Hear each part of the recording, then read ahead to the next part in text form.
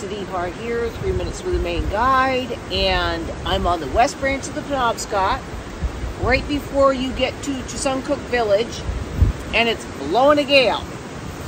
That doesn't mean they don't want to eat beef stroganoff tonight.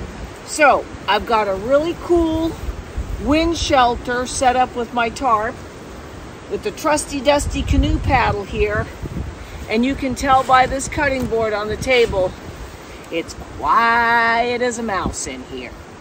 So I've got photographs and we'll show you how to do it. Here's what it looks like at a distance so you can get a sense of the overall shape of it. Okay, let's focus on the structure. The top corner in the air is the clove hitch over the setting pole. And then I stood up on the picnic table and I attached it to the cross piece, the T, that's the structure of the picnic table. You can see the pink line attaching them both.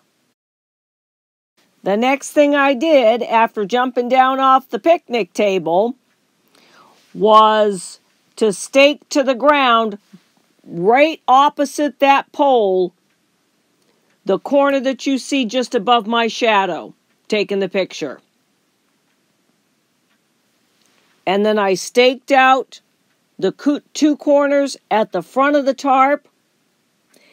And this pink line that you see to the right of my shadow, that's the canoe paddle inside.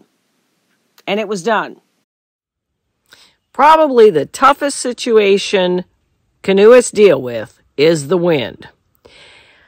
There is a way in the dead zone that was the table in that video to do that with a fire. But you got to be careful. And we're going to feature that, and you're going to watch me build it in time, that tarp structure with a fire, in the next 3 minutes. I know this was a long gap. Thank you for your patience. Those rivers opened up and I had to go. I'm Lisa DeHart, and you just spent 3 minutes with a Maine Guide.